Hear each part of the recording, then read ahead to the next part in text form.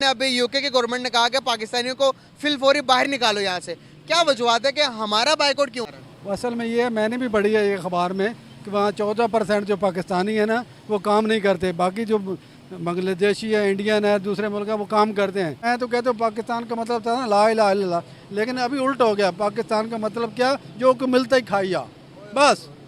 कि जो लोग काम नहीं कर रहे हैं ना, ये नहीं कि मोस्टली पाकिस्तानियों को वो थ्रेड कर रहे हैं, वो थ्रेड कर रहे हैं उन बंदों को और लोगों को जो वहाँ पे काम नहीं कर रहे हैं। उनमें तादाद ज़्यादा पाकिस्तानियों की है। हाँ, जैसे आप पहले मेंशन कर चुके हैं कि 14% पाकिस्तानी है, तो इस वजह से एज़ कम्पेयर टू इंडिया में आप देखें लोग काम कर रहे हैं। आते क्योंकि इनको काम करने तो मौत आती है। पाकिस्तानी काम नहीं कर सकते। पाकिस्तानी कहते हैं हराम का मिले, जहाँ से मिले खो लो, छीन लो।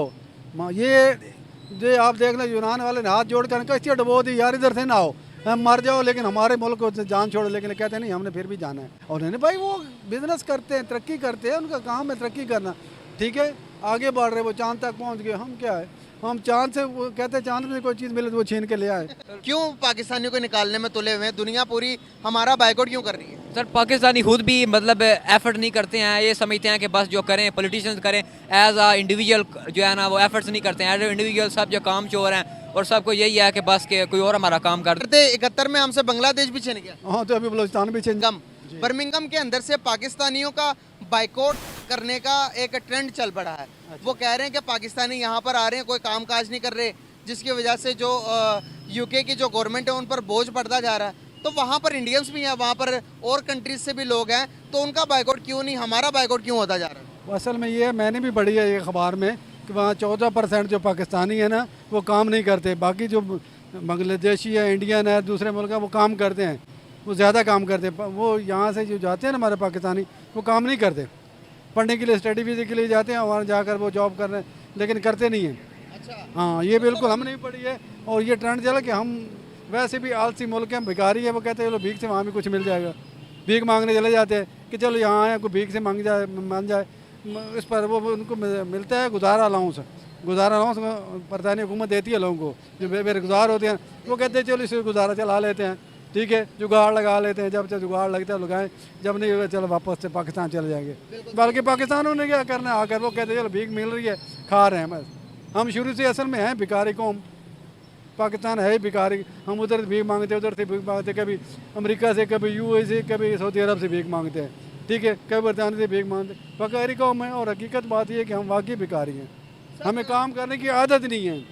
दूसरी तरफ हम देखते हैं कि हमारे मुल्क के ये हालात आ गए हैं, हम गवर्नमेंट पर इल्ज़ाम देते हैं कि गवर्नमेंट कोई काम नहीं कर रही, गवर्नमेंट ये नहीं कर रही, गवर्नमेंट वो नहीं कर रही। क्या गवर्नमेंट वाकई में कसूरवार है कि हम ज़्यादा कसूरवार हैं? नहीं, गवर्नमेंट तो 25% कसूरवार है, 75% हम खुद कसूरवार है। 75% हम खुद कसूरवार इसलिए कि हम खुद नहीं काम करना चाहते। आप किसी सरकारी इदारे में चले जाएं, वहाँ 10 बंदे बैठे तो 2 काम करने और 10 खाली बैठे होंगे, काम ही नहीं करते। ठीक है, करेंगे भी नहीं तो एक आध काम करेंगे और सारे दिन टरका के चाय पियेंगे, इधर से वो जा रहे हैं, तनख्वाह ले लेते हैं, काम नहीं किया, टके करता। जहाँ जेब गर्म की जिसने उसका काम कर दिया, बाकी जाओ यार कल आना, परसों आना। वापटा में चले जाएँ, एक्साइज में चले जाएँ, इनकम टैक्स में चले जाएँ, पुलिस में चले जाएँ, रजिस्ट्री में चले, जहाँ भी चले जाएँ। हमारे मुल्क का ये सबसे बड़ा अलमिया है कि हम दूसरे के पास यार ये ले लो यार 1000 रुपये काम कर दो, वो कह रहा है ठीक है ले आओ कर लो। तो ये अलमिया है, हम लोग काम नहीं, काम सीधी सी बात है, हम काम चोर लोग हैं। हमारा गुजारा कि हम कहते हैं कि यार मुफ्त की रोटी मिल जाए, मुफ्त का पैसा मिल जाए, करप्शन का पैसा मिल जाए, आराम से हम खाते रहें, अगले 2-4 नस्लें भी खाते रहें। छोड़ो पाकिस्तान को बेचो और चलो अमेरिका, चलो लंदन में जाकर बैठ जाओ, एयरपोर्ट भेज दो, रेलवे भेज दो, PIA भेज दो, जो सब कुछ रोड भेज दो, सब कुछ भेज दो, गंदम भेज दो, सब कुछ भेज दो। लेकिन ये है कि डॉलर लो, बर्बाद, चले जाओ। पहले ये था, मुशर्रफ आया था, जल्जला आ गया, अल्लाह ने जल्जला दे दिया, डॉलर मिल गए। उसके पहले ज़ियाउल हक था, उसने रूस को टुकड़े किए और हमें डॉलर मिल गए। ठीक है, उसके बाद जनाब अभी जो है ये हमारे शहबाज शरीफ साहब आए थे, उन्होंने भी यही कहा कि यार कहीं से डॉलर ले आओ। बस चीफ ने गया, चीफ जाकर मिन्नतें कर रहा उसकी यार थोड़े से डॉलर दे दो, थोड़े से डॉलर। हम डॉलर मांगते हैं, भीख मांगते हैं, और जब खा लेते हैं फिर भीख मांगना शुरू कर देते हैं। सर ये कब तक चलता रहेगा? नहीं, ये चलता रहेगा जब तक ये कौम गरक नहीं होगी। मैं सीधी सी बात बताता हूँ, ये जब तक कौम हमारी बर्बाद नहीं होगी ये चलता रहेगा। क्योंकि हमने एक रूटीन बना ली है कि जी आप आ रहे हैं, जो झूठ बोलते हैं, आप कहते हैं जी मैं आऊँगा मैं ये कर दूंगा, मैं वो कर करते कुछ भी नहीं, अपना पेट भरते हैं, जहाँ लंदन में जाकर बैठ जाते हैं। जो सबसे ज़्यादा करप्ट होता है उसको ऊपर बिठा देते हैं। अभी तो बर्मिंघम के अंदर ये हुआ, इससे पहले दुबई ने भी हमारा बायकॉट किया, हमारे 26 सिटीज़ को बैन कर दिया है कि 26 सिटी से पाकिस्तानी जो है दुबई नहीं आ सकते। इससे पहले तुर्की ने भी हमारा बायकॉट किया, तुर्की ने भी कहा कि भाई पाकिस्तानियों को हमने अपने मुल्क के अंदर एंटर होने नहीं देना। यहाँ पर आकर ये हमारी माओ बेटियों की जो वीडियोस बनाकर सोशल मीडिया पे वायरल करते हैं, बेचते हैं। तो जब हम इस तरह की अखलाक रखेंगे तो क्या हमारी वैल्यू होगी वर्ल्ड वाइड तो में? हमको वहाँ काम करने थोड़ा जाते हैं, क्योंकि इनको काम करने तो मौत आती है। पाकिस्तानी काम नहीं कर सकते, पाकिस्तानी कहते हैं हराम का मिले, जहाँ से मिले खो लो, छीन लो। ये आप देख लो, यूनान वाले ने हाथ जोड़ कर कैसे डबो दी, यार इधर से ना आओ, हम मर जाओ लेकिन हमारे मुल्क को जान छोड़ो, लेकिन कहते नहीं हमने फिर भी जाना है, हमने फिर भी जाना है। मतलब ये है कि हमारे मुल्क में कारोबार नहीं है, लोग करते नहीं हैं।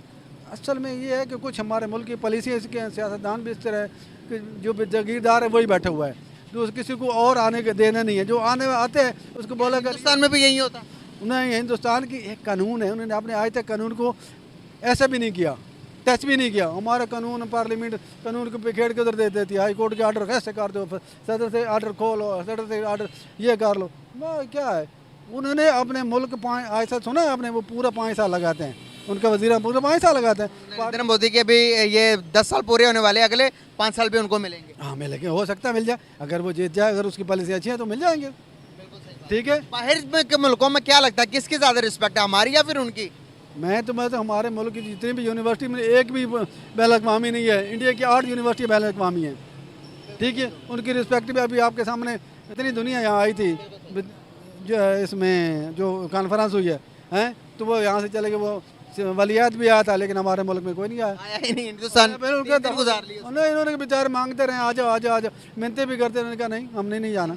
हाँ, जो गरीब हो अगले कशोर लेकर खड़े हो जाओगे यार, इसमें डालते जाओ। G20 के समिट में बड़ी बड़ी कंट्रीज उधर जा रही हैं, 20 मुल्कों के जो प्राइम मिनिस्टर है वहाँ पर है। हाँ आए हैं, बिल्कुल आए हैं। और उन्होंने भाई वो बिजनेस करते हैं, तरक्की करते हैं, उनका काम है तरक्की करना, ठीक है, आगे बढ़ रहे, वो चांद तक पहुँच गए। हम क्या है, हम चांद से, वो कहते हैं चांद में कोई चीज़ मिले तो वो छीन के ले आए। सही बात है, अगर चांद से भी कोई चीज़ मिले कहते हैं लूट लो, ये लूट का माल इधर भी बढ़ा ले आओ। हम हैं असल में बेशक लूटने वाले, हमें मुल्क से कोई गर्ज नहीं है। सर हम तो कहते हैं कि कलमे के नाम पर ये मुल्क बना क़यामत तक रहेगा। हाँ, कलमे नाम का तो बना था, वो कहते मैं तो कहते पाकिस्तान का मतलब था ना ला इलाहा इल्लल्लाह, लेकिन अभी उल्ट हो गया। पाकिस्तान का मतलब क्या, जो को मिलता ही खाइया, बस यही एक रह गया। सर ये बात करते करते 71 में हमसे बांग्लादेश भी छिन गया। हाँ, तो अभी बलूचिस्तान भी छिन जाएगा। हाँ, कल अफगानिस्तान ये सराद भी चला जाएगा, भाई हम आपके साथ नहीं मिलते, हम तो अफगानिस्तान में जाते हैं, हम तो अफगानिस्तान के रहने वाले, वो भी चला जाए।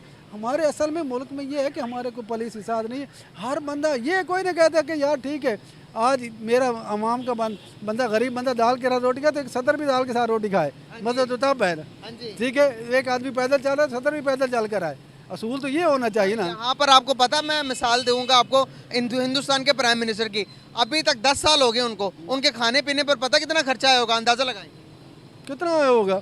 मैं आपको बताता हूँ, मैं अंदाजा लगाया मैंने क्या हाल था, मैंने एक खबर पढ़ी थी अखबार में बड़ी पुरानी कि इंडिया का जो चीफ आर्मी स्टाफ रिटायर था ना इंदिरा गांधी के दौर में, तो वो रिटायरमेंट के बाद गया उसके पास कि जी मुझे एक प्लाट दे दो घर के लिए, मेरा घर नहीं है। तो उसने कहा कितने ऐसा नौकरी किया जी, 32 साल नौकरी की है।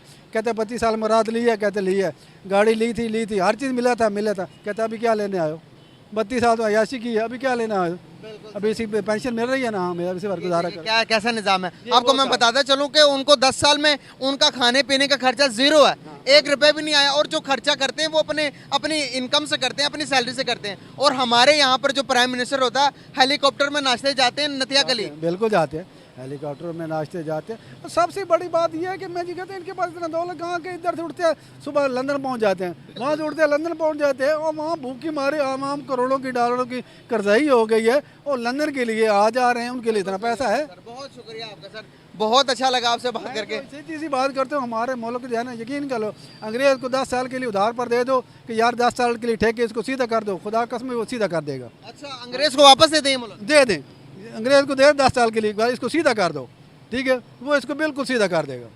सर हिंदुस्तान ने तो अपना मुल्क को संभालिया, हमसे संभाला नहीं जा रहा। नहीं, हमसे संभाला गया, हम तो पहले शुरू से बदनाम है, शुरू से ही चोर, हम भिखारी जो है, जब से पाकिस्तान बना हम भिखारी लेकर, अयूब खान ने भी कर्जा लिया, उसके बाद जितने भी यहाँ सब कर्जे पर चलते आ रहे हैं, कर्जे पर चलते आ रहे हैं। आज तक कोई डैम बना, उन्होंने 500 डैम बना लिया, हमारे से कोई बना डैम? हमारे से कोई बिजली की ऐसी चीज़ बनी?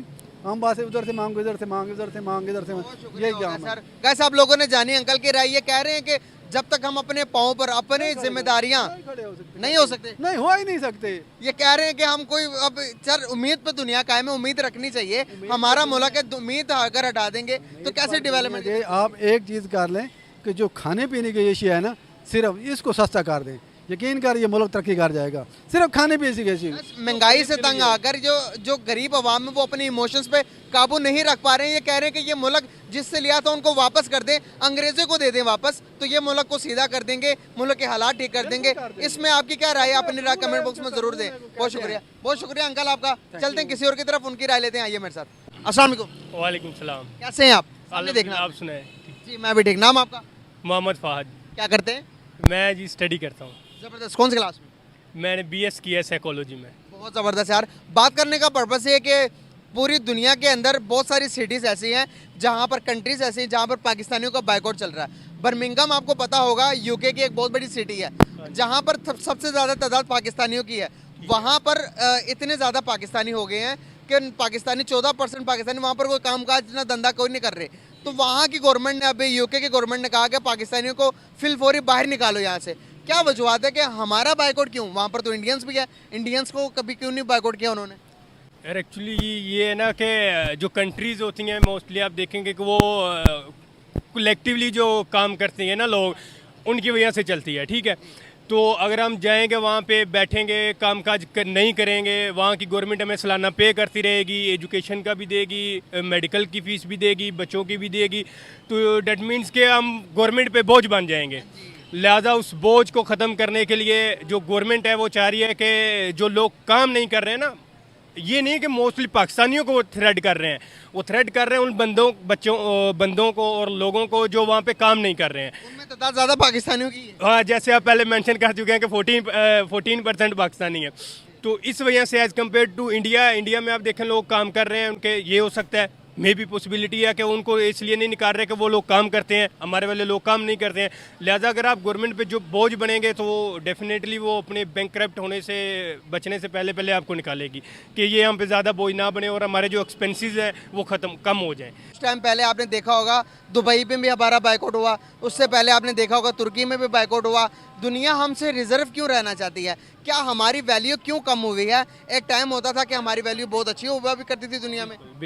ये तो आपने बिल्कुल बात ठीक की है कि हमारी वैल्यू बहुत ज़्यादा हुआ करती थी। लोग पहले इधर भी आते थे पाकिस्तान में काम करने के लिए और पाकिस्तान से भी जाते थे, लेकिन आप देख रहे होंगे कि मोस्टली न्यूज़ भी वायरल हुई है कि तुर्की ने रिपोर्ट शाया की है कि जो लड़के आते हैं पाकिस्तान से वो मोस्टली जो वहाँ की फीमेल्स हैं उनकी वीडियोज़ बनाते हैं, वहाँ पे में भी बाइकआउट हुआ हमारा। तो यही वजह है कि पाकिस्तानी उधर जाकर भी नहीं सुधरते हैं। मतलब जो इनके मांगने में हुए हैं ना, यहाँ से जाते हैं भीख मांगते हैं, वहाँ पर जाके भीख मांगना स्टार्ट कर देते हैं। यही काम जो पाकिस्तान में अगर देखा जाए कि कहते हैं कि पाकिस्तान का GDP बहुत कम है। भाई देखिए 24 करोड़ आवाम है और 15 करोड़ तो इधर मांगती है। अच्छे खासे भले बंदे हैं कि भाई काम करें मुल्क के लिए, ये नहीं है कि मांगना शुरू कर दें। इंडिया की GDP पता कितनी? $3.8 ट्रिलियन, और अभी कुछ महीने के बाद 5 ट्रिलियन को टच करेगी वो।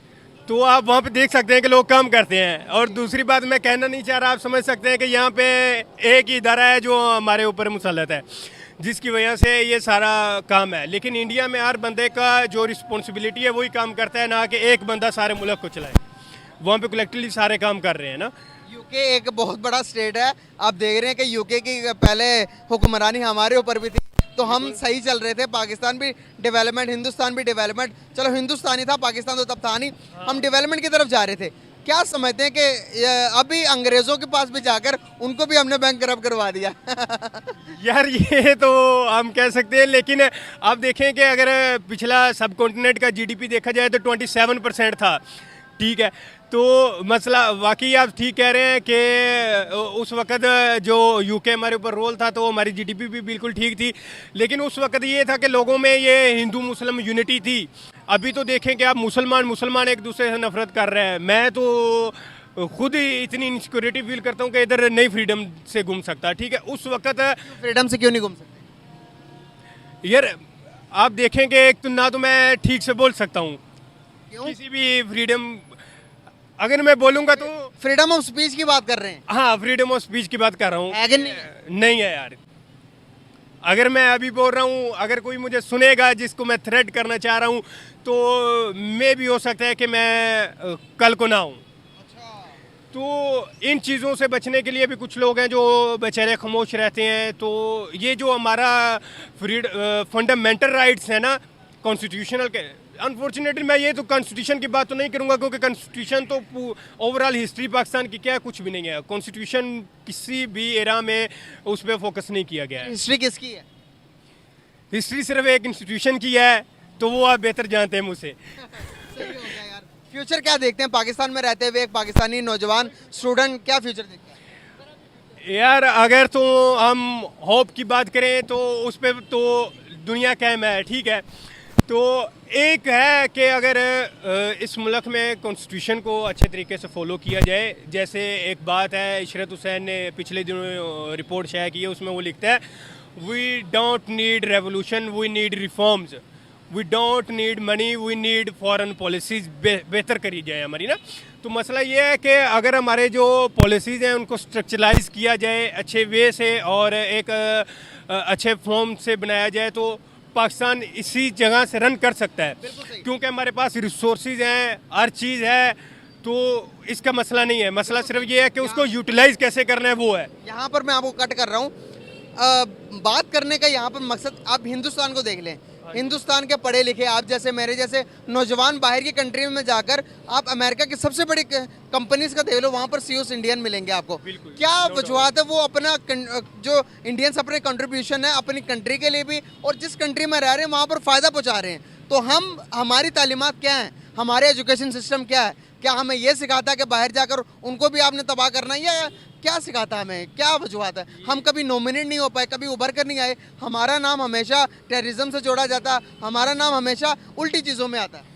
यार अगर तो हमारे आप एजुकेशन की सिस्टम की बात कर रहे हैं, तो वो तो वही 75-6 सालों से चलता आ रहा है कि अभी भी आप किताब खोल के देख रहे हैं, कौवा जो है अभी तक प्यासा है, वो स्टोरी आपने पढ़ी होगी। मसला ये है कि एजुकेशन सिस्टम है उसको भी इंडिजिनाइज किया जाए ना, कि जो एरा अभी चल रहा है उसके लिहाज से एक सिलेबस बनाया जाए, बच्चों को पढ़ाया जाए, ना कि वही पुराना सिलेबस दिया जाए और उसको रट्टा लगाया जाए। हिंदुस्तान क्यों डेवलप? हिंदुस्तान का भी एजुकेशन सिस्टम उठा के देख लो, मौलाना अब्दुल कलाम आज़ाद ने बनाया था, वो अभी तक उनमें पढ़ाया जा रहा है, उनको दिखाया जा रहा है। हमारा जो एजुकेशन सिस्टम है वो पता नहीं किसने बनाया, एक टेक्स्ट बुक पंजाब की बना लिख के दे दिए आपको, उसको रटा लगाओ और जाके लिखो।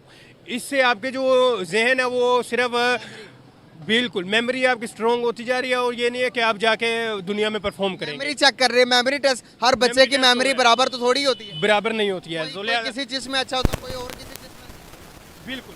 तो लेकिन हमें सिर्फ एक ही चीज़ पे फोकस दिया जाता है, एक ही चीज़ हमारे जहन में मुसल्लत कर दी जाती है कि आपने ये करना है और ये जाके लिखना है। थैंक यू सो मच, बहुत अच्छा लगा आपसे बात करके। Thank you so much guys. आप लोगों ने जानी एक पाकिस्तानी नौजवान की राय के, उनको कह रहे हैं कि पाकिस्तान के अंदर रहते हुए कोई फ्यूचर नहीं है, अगर फ्यूचर बनाना है तो अपनी एजुकेशन सिस्टम पर फोकस करना पड़ेगा, और रूल एंड लॉ को सबसे पहले मद्देनज़र रखना पड़ेगा, और हमें अब फोकस करना पड़ेगा अपने नौजवान नस्लों पर कि वो किस तरह से आगे आएँ, बढ़ चढ़ कर हिस्सा लें और एजुकेशन अच्छी मिले। एजुकेशन सिस्टम चेंज होना बहुत ज़्यादा ज़रूरी है। बहुत शुक्रिया आपका, thank you so much, very nice talk with you. अल्लाह वालेकुम सलाम। कैसे हैं आप? अल्लाह का शुक्र, आप सुनाएं। अल्हम्दुलिल्लाह। नाम आपका? अहमद। क्या करते हैं?